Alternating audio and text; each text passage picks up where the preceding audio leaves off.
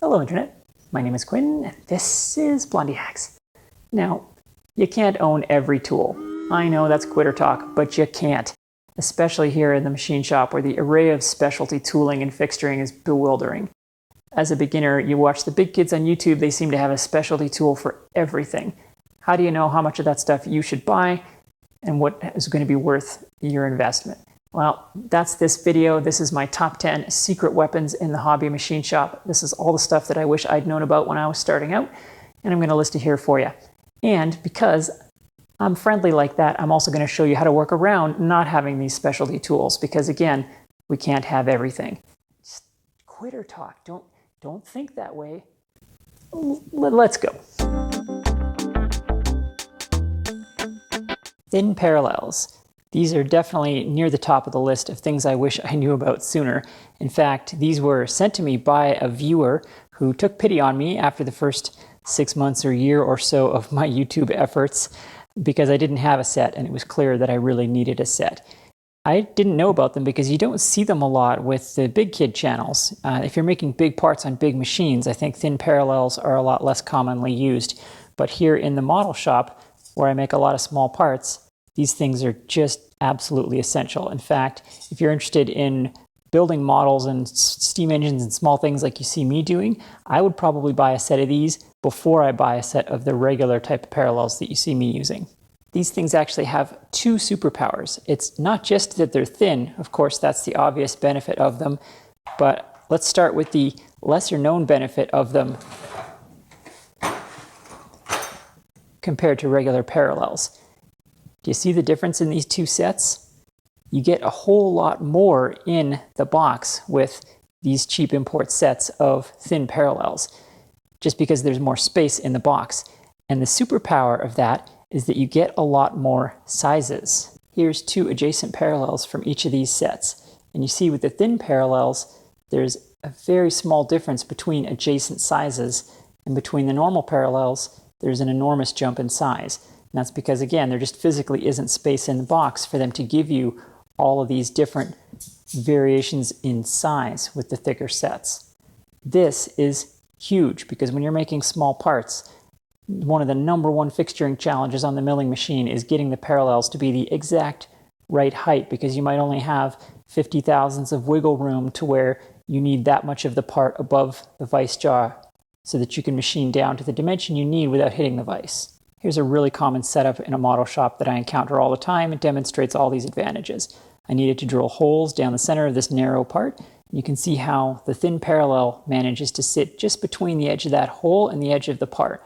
And this might seem like a contrived example, but it's really not. This exact scenario happens all the time in my shop.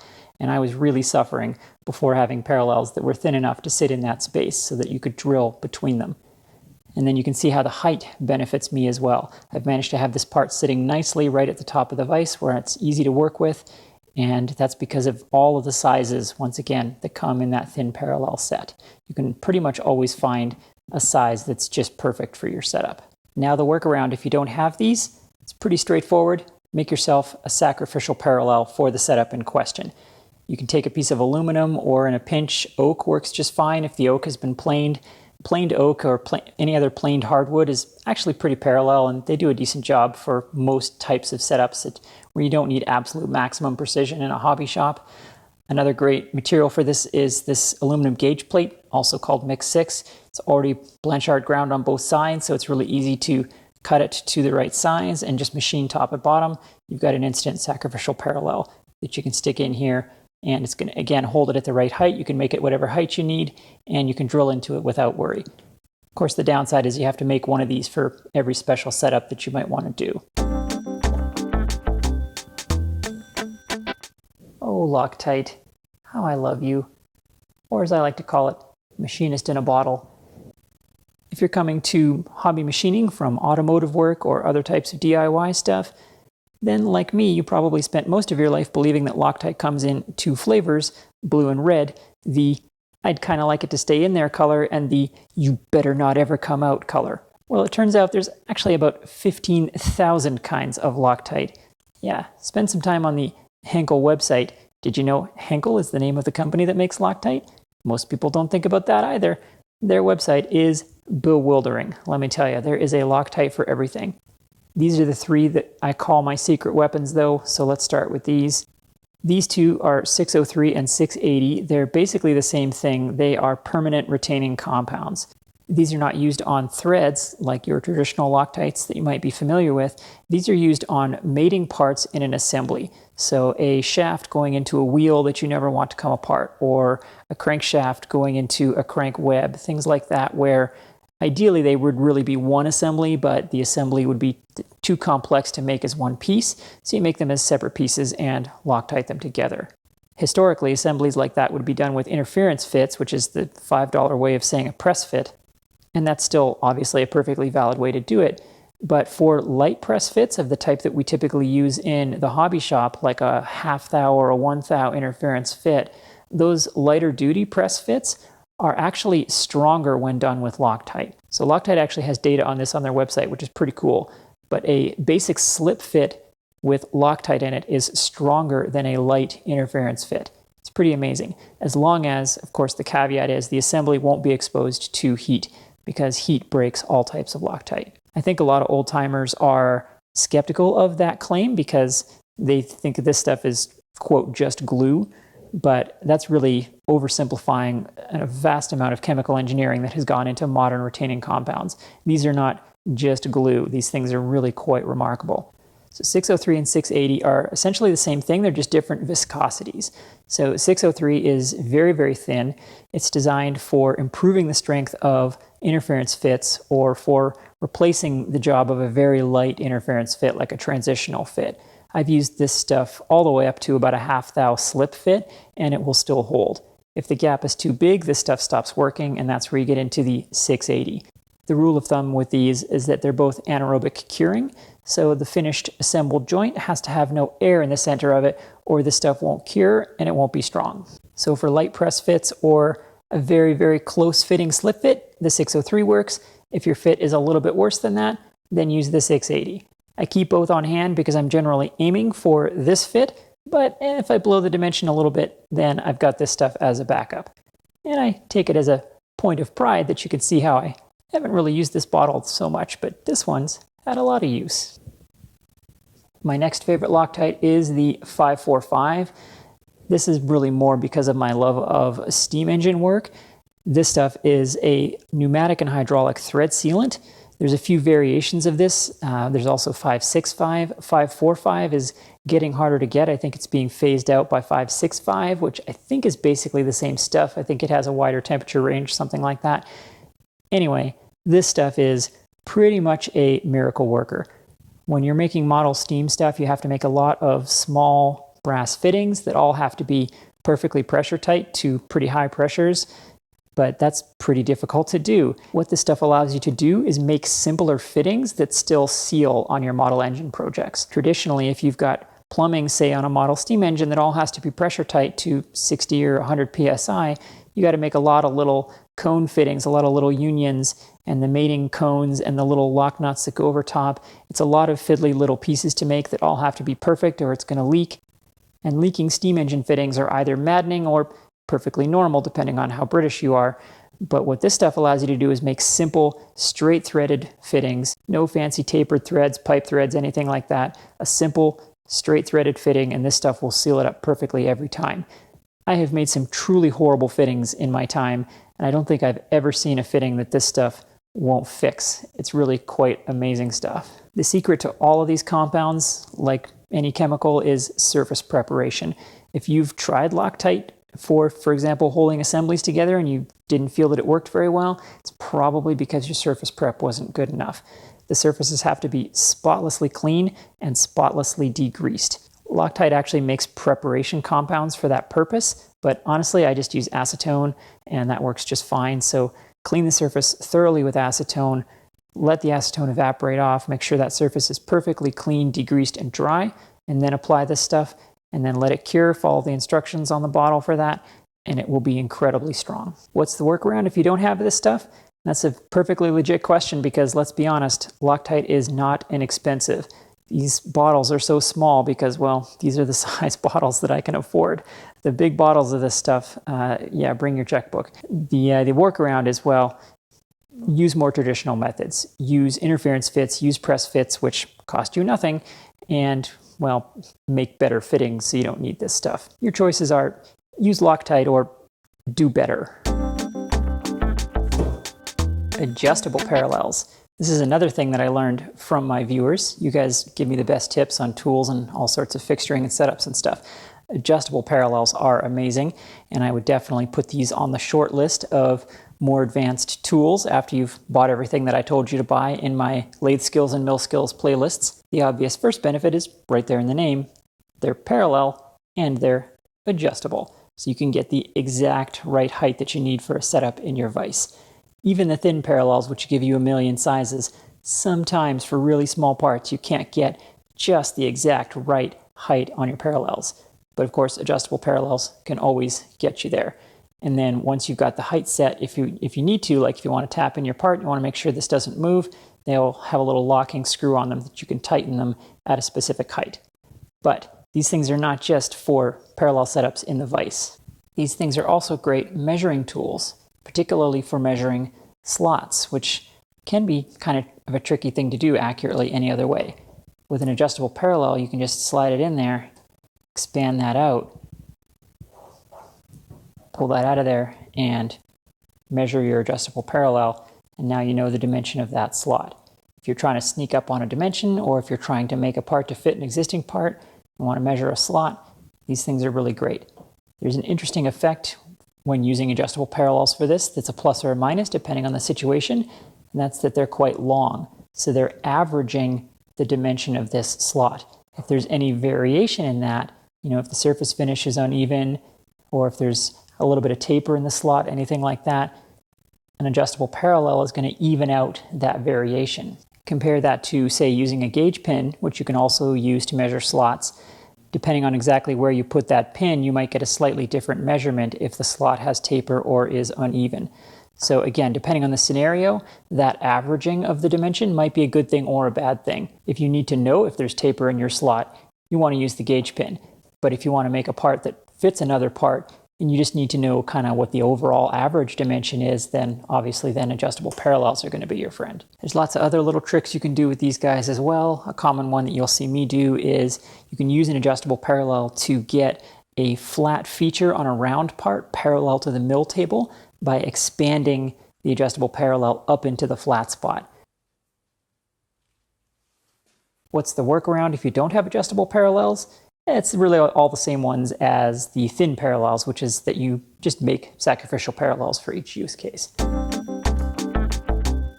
Over-under reamers. These things have gotten me out of more trouble than just about anything in the shop, possibly, at least with regard to hole cutting, certainly. This is a really common scenario. You want to use something like drill rod, or maybe you've got an existing shaft and you want to make a hole that's a really accurate sliding, running, interference fit, whatever the case may be. So in this case, maybe I want to make an alignment pin for this fixture block, and I'm aiming for that really perfect fit where it slides in comfortably, but there's no wiggle in it at all, and it slides out easily.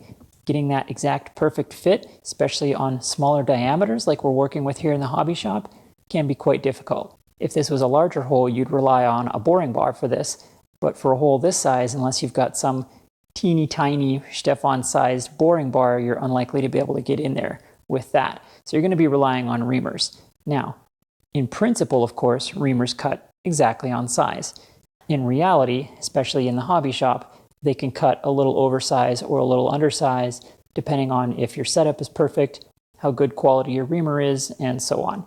So given that potential for variability, especially with hobby-grade equipment and hobby-grade setups, how do we ensure that perfect magical gauge pin fit that we're looking for? Keep in mind also that if you're using drill rod, or even if you've made this pin yourself, it's not going to be perfectly on dimension either. This is precision ground 1/4 inch drill rod, but it's a couple tenths over size, which is typical. There's usually a 1/2 thou tolerance on drill rod, so it's never going to be perfect either. You can find a length of it along the piece that you bought that is perfect, but most of the time you're going to be dealing with some piece like this that isn't exactly perfect for the hole size that you want. The simple, hobby-friendly way to do this is over-under reamers. Now, you used to be able to buy sets of these things. The sets seem to be hard to find now, so I buy them individually and I just keep them taped up in a pair like this. So this is my 1/4-inch reamer, and this is my 1/4-inch oversized reamer. It's 251. You can typically buy them a 1/2 thou or 1 thou over or under all of the standard nominal sizes. Go onto your larger machine tool direct suppliers like MSC Direct, McMaster, and you'll be able to buy reamers in pretty much every increment you can possibly imagine. Now, these slightly odd sizes are always more expensive than the standard ones because they make fewer of them, I suppose, but you can buy them and you only need one. So here's my 251, and then this one is 249. So this is 1 thou under, 1 thou over. And what you do is you pre-drill with your standard reamer pre-drill size, then you go in with your undersized reamer and you test fit the pin.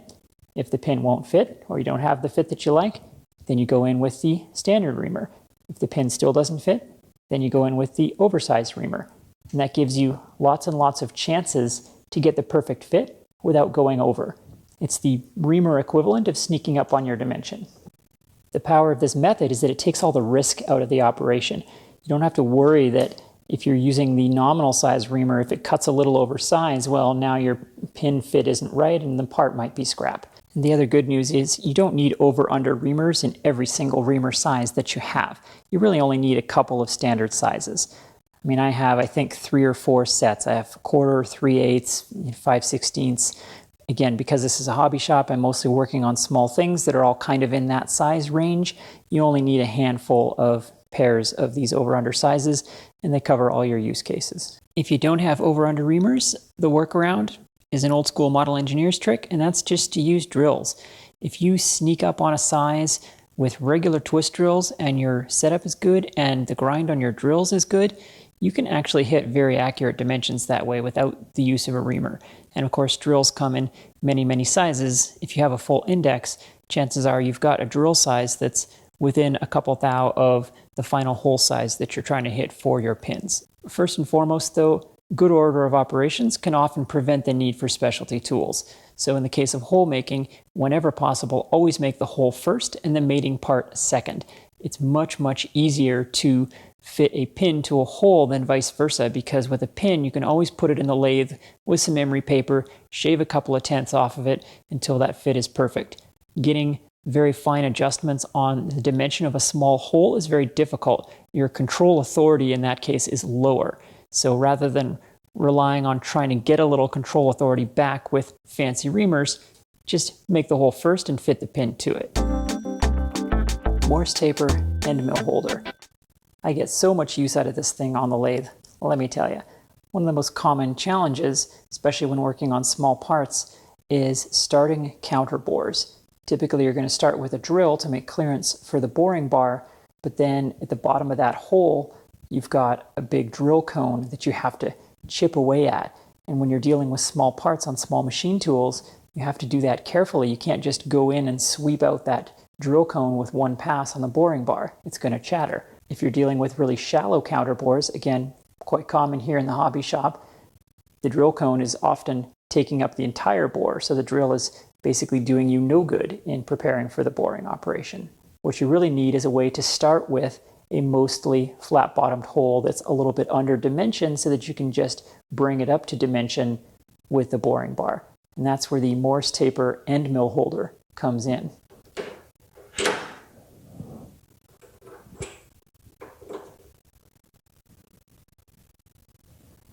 It gives you the ability to mount an end mill in your tailstock, and using an end mill, particularly a 2-flute center cutting end mill, this allows you to plunge directly in and create an almost flat-bottomed hole. Now, it's not going to be perfect because end mills have a clearance on the end of them, so you're actually going to get a little bit of a positive cone in the bottom of that hole, but it's very slight and very easy to clean up with the boring bar, even a small boring bar. The other risk with doing this is that tailstocks are not particularly rigid, and there's nothing to keep an end mill tracking on center. There's no point the way that a drill has, so that end mill is going to want to wander, and it's going to tend to cut over size. The tailstock can't prevent the end mill from doing this. It's not sturdy enough. So you want to do this with care. You want to start with an end mill that's sufficiently undersized so that if it wanders and cuts oversized, you're still going to have room to bore out. But those are usually manageable issues, and the advantages of 90% of the material being removed and being left with a mostly square-bottomed hole is just incredibly powerful. The obvious first question from a beginner is going to be, well, why can't you just put the end mill in a Jacob's chuck in your tailstock, like a drill? Well, you can, and some people do that. It's not a great idea, though. End mill shanks are much, much harder than drill shanks are. Drill shanks are actually quite soft because they need to be a little bit flexible, and they need to be gripped by Jacob's chuck jaws, which are themselves very hard. So when you try to grip an end mill with a Jacob's chuck, it's like glass on glass. You don't get a very good grip, and this is going to be very likely to spin in the chuck. Jacob's chuck jaws are also not meant for any kind of lateral forces like milling cutters generate. Now we're just plunging with the end mill here, so it's probably okay. Most of the forces are still going to be the same as a drill, but still, Jacob's chuck jaws not really designed for the kinds of forces that end mills can generate, so you really shouldn't abuse them that way. An end mill holder is a cheap investment, and you only need 1 or 2 sizes for all of your common end mills, and you don't have to abuse your Jacob's chuck. The only secret gotcha with these guys is that they're not actually made to go in lathe tailstocks. The reason Morse-Taper end mill holders exist is because some milling machines, particularly older ones, have Morse-Taper spindles in them. So this is for holding an end mill in a Morse-Taper spindle milling machine. What that means is the Morse-Taper in here does not have the extension on it that's used by the ejection pin on a lathe tailstock. So straight out of the box, you crank your tailstock back, this guy is not going to eject. Mine just did though, because I added a little piece of threaded rod using the thread that's in the back of this that's intended for the drawbar on the milling machine. Gives it the extension that you need so that the tailstock can eject it. Now if you stick one of these in there without that, it's going to get very stuck in there and it can be really difficult to remove. But if that happens to you, then what you can do is put something like a wrench in here and then something in there to block up against the casting, and then crank down against that, and you can pop it out that way. That saves you having to dismantle your entire tailstock to get something out of there that's really stuck. If you don't have this trick tool, the workaround is to start with a regular drill, clear out as much as you can, and then use the boring bar to nibble out the drill cone. The one disadvantage to this system for starting counterbores is that you probably only have a handful of sizes of end mill. And when you're working on models, you often have very specific small dimensions of counterbore that you need to hit, so this may not work out. Which brings me to DeWalt Pilot Point drills. Hashtag not sponsored. This is yet another cool tool that my viewers told me about. These are a drill that have a very specific grind on them that's perfect for the same scenario that I just described. These drills have a little pilot point on them, hence the name, so they track nicely when drilling into the material, and then the flutes on either side are ground almost square. So these have the same advantages as using the end mill. They leave you with a mostly square-bottomed hole and not a 118-degree drill cone in the bottom that's difficult to clean up blind with a boring bar. I'm not actually sure what the intended use case is for these drills. These are not sold as a machinist tool. They're just sold in Home Depot for regular DIY types of things. But for this particular job of starting a counterbore, they are perfect. And of course, being a drill, the set comes with a million sizes, so you don't have trouble finding one that's just slightly smaller than what you want to go into and finish out to with the boring bar. The workaround for not owning this trick tool is the same as for the end mill holder. You start with a normal drill, remove the most of the material, and then nibble away at it with the boring bar until you get the hole mostly squared up and you can do your finishing cuts with the boring bar. Tangential tool holder. My goodness, do I get a lot of questions about this thing. Every single time I use this in a video, a half dozen people ask what the heck it is. This is a very old school tool, which is probably why you don't see them much. You'll find pictures of this tool in machining books from late 1800s, early 1900s, going all the way back. And what's different than a normal tool, of course, is that it holds the high-speed steel piece vertically and at a slight angle. And that creates this funky parallelogram shape on the end, which creates all of your clearance angles for the cutting tool. So the under clearance is built into the angle of the tool. Same with the forward clearance, it's built into the angle. And then the top rake you get for free by grinding the top at whatever angle you want. And the cleverness of this is because all of the clearance angles are built into the tool except for the top rake, you only have one angle to grind. Compare that to a traditional turning tool such as this guy, you've got at least 3 angles that you have to grind to get all the clearances and rakes that are required, and that top angle is compound. So in a sense, it's 4 angles that are required. I have a video on grinding tool bits in my lathe skills playlist if you'd like to know how to do this. However, the cleverness of the tangential tool holder is that you've only got one angle on the top and it's a simple flat surface. So regrinding this is a simple matter of holding that flat surface up to a grinding stone, a belt sander, whatever you like, to regrind that. And then a little bit of a hone on the edges to get your edge back. Bob's your uncle. The secret superpower of this tool is because of the sweep angle of the tool holder and the way that the tool is square on the end, it means you can use the same tool post angle for both facing and turning. And that saves you a lot of time, not having to flip the tool post back and forth to face apart and then begin turning it. Actually saves you a lot of time.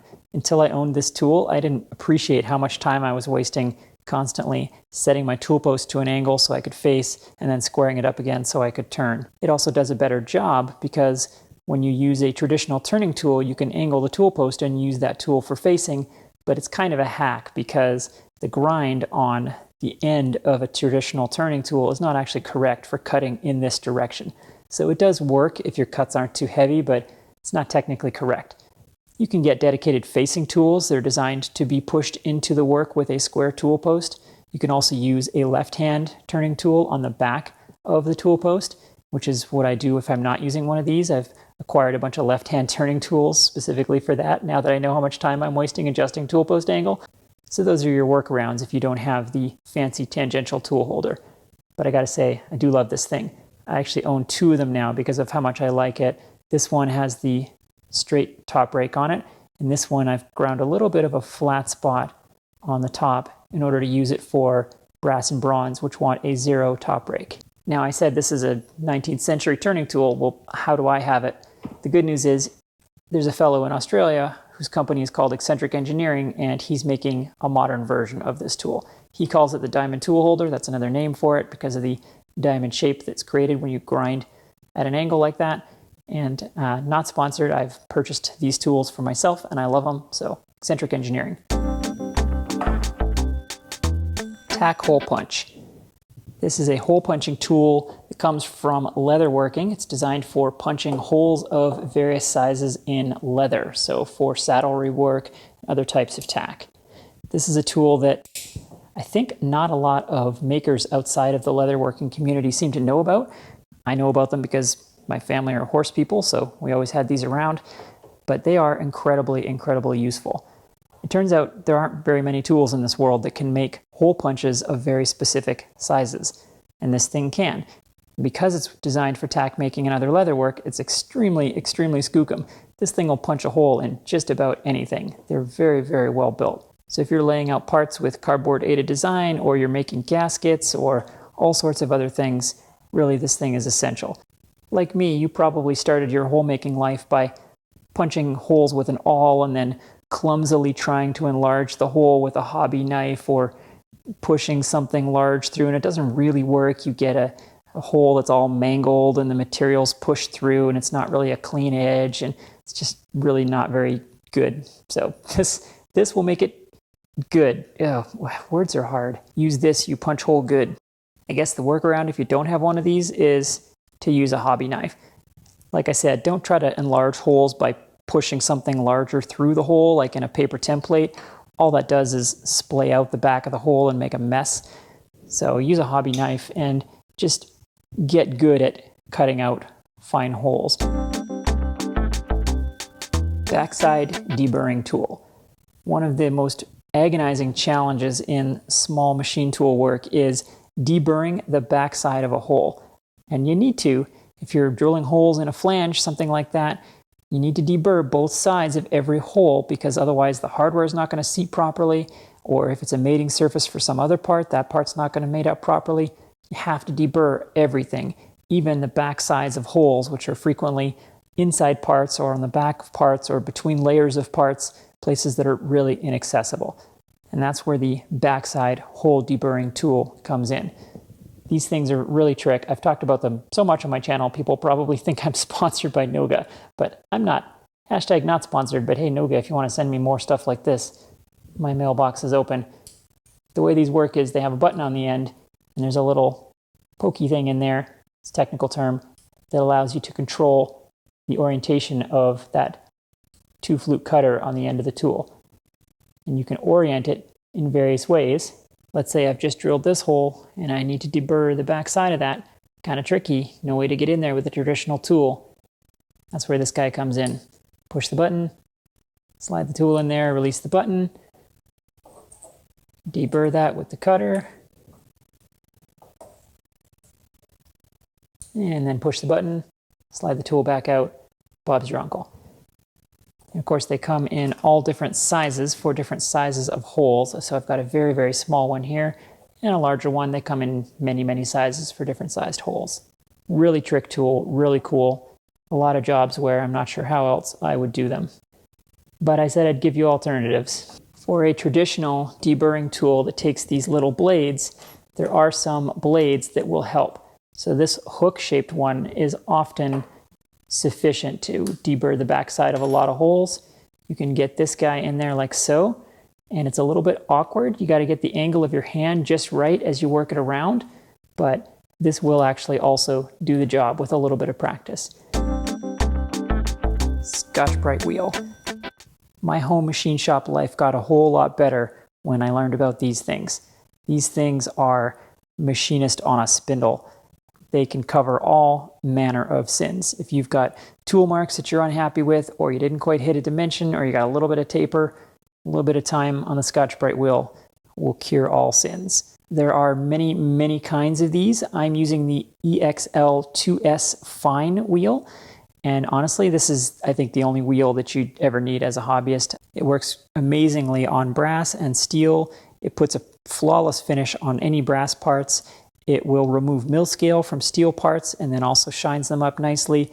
It's the perfect pre-step if you want to then put a buffing wheel on there and buff those parts up. You really want to go for that mirror shine. This is the perfect prep for that. And while technically these wheels are consumable, honestly, I mean, I've had this same wheel on here for going on 10 years now, and I mean, you can see it's still 90% there. I actually bought a bunch of these thinking they were going to be consumables, and well, now I just have a bunch of them that I've been storing for a decade. The alternative, if you don't have this trick tool, is frankly 320 grit emery paper and elbow grease. This thing is doing essentially the same job as 320 grit paper. It's pretty comparable in grit, but I think it does a little bit nicer job than 320, and it's obviously a whole lot less work. There you go. That's my top 10 secret machine shop weapons. Honestly, I could do another video like this with another 10 tools because there's so many good choices. It was hard to pick just 10, but share your favorite tools down below and maybe someone else will learn a few new tricks just like I've learned from all of you. Well, thank you very much for watching, and thanks especially to my patrons who make all of this content possible, and I will see you next time.